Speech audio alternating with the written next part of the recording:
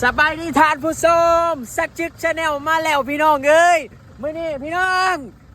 เห็นบ่พี่น้องอันนี้คืออยู่เขาห้องว่าเทิงเขื่อนแม่น้ำอูพี่น้องน้ำอูหนึ่งห่างจากโรงพยาบาลประมาณ60 กิโลเมตรพี่น้องเอ้ยเบิ่งพุ่นซูมไปมอเถียงหน้าเห็นบ่เห็นงัวเห็นควายเนาะเห็นบรรยากาศบุญภูเขาอันสลับซับซ้อนและที่สำคัญพี่น้องซูมไปพุ่นบักละซูมไปตรงหน้าที่โทโคตรว่างามเลยพี่น้องซูมไปมอบักละซูมไปมอโอเคที่โทปันอยู่ซาปาเลยพี่น้องเบิ่งพุ่นโอ้ยพี่น้องเอ้ยอยากให้พี่น้องมา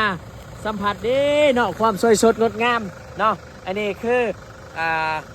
ความอุดมสมบูรณ์ของประเทศลาวเนาะสิ่งหนึ่งที่ประเทศลาวสามารถ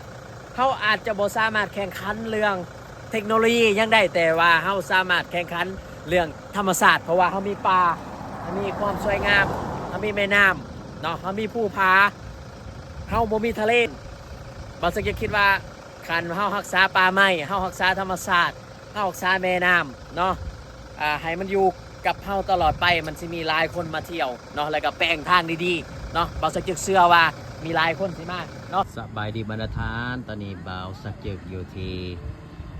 ประตูหรือว่าม่านฟ้าของโรงพยาบาลพี่น้องเนาะอยู่นี่แมน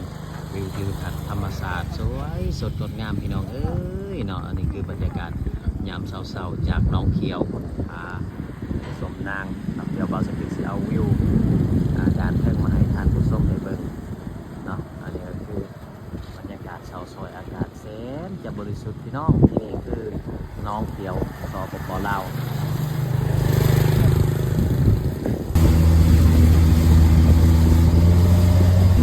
เมื่อนี้ก็ขอบคุณทาง Base Lao Travel ซึ่งบอสใหญ่ทางเวียงจันทร์เป็นมอบภารกิจให้บ่าวสักจึกแบบพิเศษเลยพี่น้องบ่าวสักจึกสิได้เดินทางจากน้องเขียวขึ้นสู่เมืองง่อยขึ้นสู่เมืองขวาซึ่งเส้นทางนี้บ่าวสักจึกบ่ได้เคยเดินทางมาตั้งแต่ปี 2016 สมัยนั้นบ่าวสักจึกก็เดินทางตลอดเพราะว่ามันจะเป็นเส้นทางท่องเที่ยวทุกคนเดินทางมาจากเวียดนามมาซาปาแล้วก็มาเดียนเบียนปูหรือว่าฮานอยมาเดียนเบียนปูแล้วก็ข้ามด่านที่ไทยทังฝั่งลาวก็จะเป็นบางฮกไปพงศาลีขึ้นกับเมืองใหม่แล้วก็ขี่รถประมาณ60 กิโลก็จะมาหอดเมืองขวาบรรดาไกลก็สิได้เดินทางมาเมืองขวาเรือเกียมตอนรับนักท่องเที่ยวที่เดินทางมาจากเวียดนามแล้วก็ข้ามมองนี่เนาะว่าเมืองขวาจะเป็นเมืองแบบใดเดี๋ยวบ่าวสักจึกสิพาทานไปเบิ่งและเมื่อนี้บ่าวสักจึกก็ตื่นเต้นแฮงพี่น้องเนาะเพราะว่าได้ออกงานต่างแข้งโดยเฉพาะเป็นภาคเหนือเป็นทริปแรกของปีส่วนหลายแล้วเส้นทางนี้จะเป็นฝรั่งมาเที่ยวพี่น้องเพราะว่ามันเป็นเส้นทางธรรมศาสตร์แล้วก็เป็นไฮไลท์อีกได้เนาะออกไปปื๊ดหนึ่งว่าสุจิกับไปโหเมืองง่อยเก่าพี่น้องเมืองง่อยนี่สมัยตะกี้เป็นเมืองพอเพิ่นมีการย้ายว่าจะย้ายสำนักเมืองจากเมืองง่อยไปอยู่หนองเขียวมองนี่ก็คล้ายๆกับเป็นเมืองบางบดเป็นเมืองลี้ลับของหลวงพระบางสมัยตะกี้ตอนเบาสักจึกมาหับแขกในเมืองง่อยนี่จะบ่มีหนทางพี่น้องจะมีแต่เรือแต่ชั่วมือนี้เพิ่นก็ได้ทะลุถนนหนทางเนาะเมืองง่อยนี่จะมีเสน่ห์หลายพี่น้องผู้ใดเคยมาเที่ยวก็จะฮู้เนาะคือจะเป็นหมู่บ้านแบบโบราณเลยพี่น้องดำรงชีวิตแบบโบราณจากนั้นบ่าวสักจึกก็ใส่เวลาเดินทางจากหนองเขียวขึ้นมาเมืองง่อยก็ประมาณ2 ชั่วโมงพี่น้องแต่ว่ามื้อนี้บ่าวสักจึกสิเดินทางไปต่ออีกประมาณ4 ชั่วโมงไปแล้วอันนี้ก็คือแบบป่านี่อุดมสมบูรณ์แฮงพี่น้องเนาะภูเขาอ้อมรอบป่าอุดมสมบูรณ์ อันพี่น้องเห็นนี่เป็นมักแนงเด้อเนาะมักแนงนี่เพิ่นจะเก็บประมาณเดือน7เดือน8นะมักแนงก็เป็นพืชสินค้าของชาวเมืองง่อยอีกเนาะแล้วบางทีก็ขี่รถขึ้นไปแล้วก็แนมเห็นปองถ้ำพี่น้องน่าสนใจหลายเนาะถ้ำอยู่เทิงนั้นแล้วก็เห็นพลานหินที่สลับซับซ้อนเนาะบอกดอกเลยว่าปี2016กับปี2025นี้บ่มีหยังหลายเปลี่ยนแปลงหลายเนาะความสวยงามความอุดมสมบูรณ์ของธรรมชาตินี่ก็ยังคือเก่าเนาะการขี่เรือนี่จะเป็นซีซั่นหนึ่งเลยเป็นไฮไลท์ที่สำคัญเลยเวลาเขาแนมเบิ่งเนาะคือมันจะบ่มีคุ้มนะแล้วบาวสจิกก็ได้จอดเรือเนาะเพราะว่าอันนี้เป็นเขื่อนไฟฟ้านำอู3พี่น้องมาฮอดบางนี้นี่บาวสจิกต้องได้สลับเนาะประมาณ5นาทีนี่แหละเนาะคันขี่รถนะคันย่างก็ประมาณ15นาทีพอ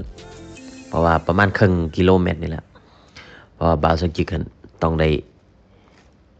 ย่างไปเพราะว่ามาผู้เดียวนะเพราะว่าบ่ได้มาคือคิวเด้เนาะตรงนี้คือจุด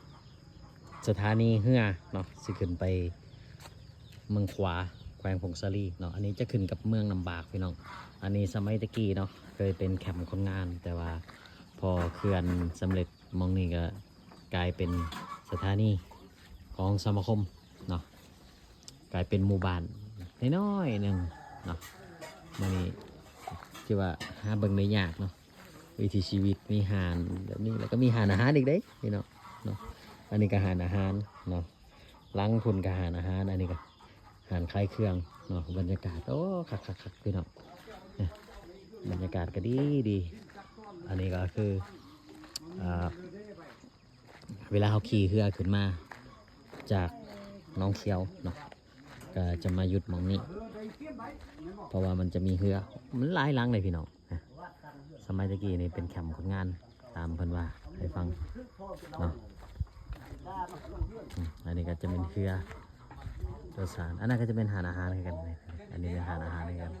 เนาะนั่งเรือจากนี้ไปเมืองควาอีก3 ชั่วโมงพี่น้องตอนนี้ผู้โดยสารก็เริ่มทยอยมาอันนี้ก็คือบรรยากาศสดๆจากบ้านซบแยงพี่น้องเนาะบ้านซบแยงเมืองนำบากแขวงหลวงพระบาง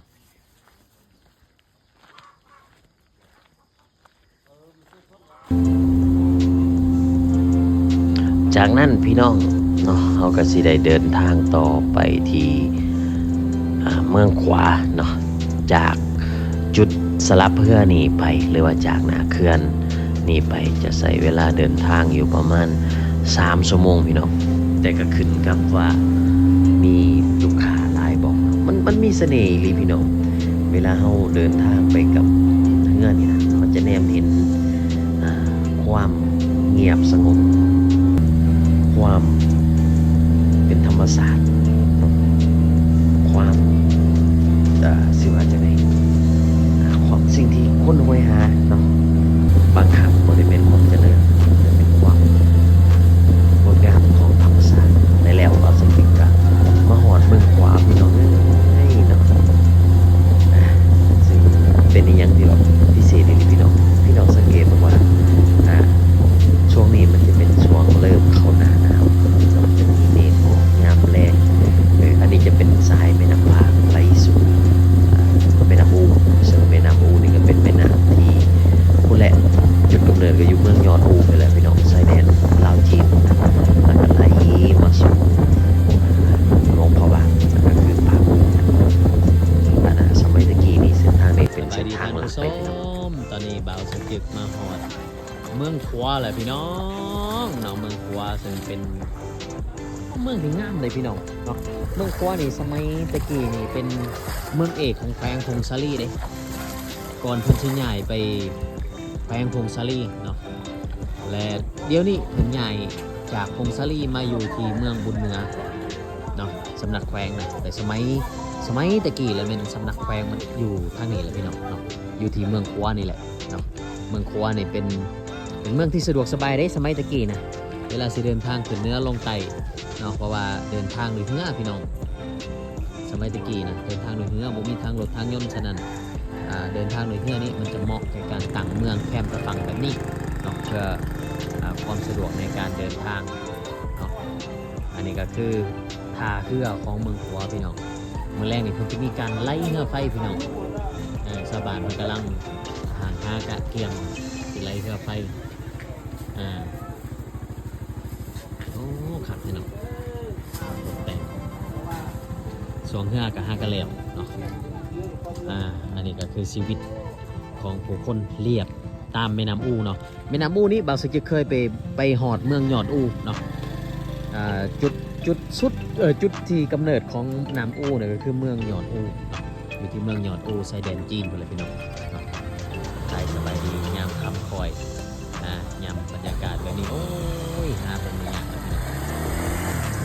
มื้อนี้เบาสักเจกะขอขอบคุณทางทันคำซีเนาะไกด์ประจำหลวงพระบางมาต้อนรับขับสู่อยู่ดีไม่แห้งเด้อด้วยอาหารเลิศรสพี่น้องอาหารธรรมชาติขอให้ร่ำให้รวยเนาะขอขอบคุณทุกท่านที่ติดตามเนาะให้อยู่ดีมีแห้งพี่น้องความเจ็บอย่าใดความไข่อย่ามีให้ร่ำให้รวยโชคดีเด้อผู้ใดอยากให้เบาสักเจกพาเที่ยวก็สามารถติดต่อมาได้เด้อ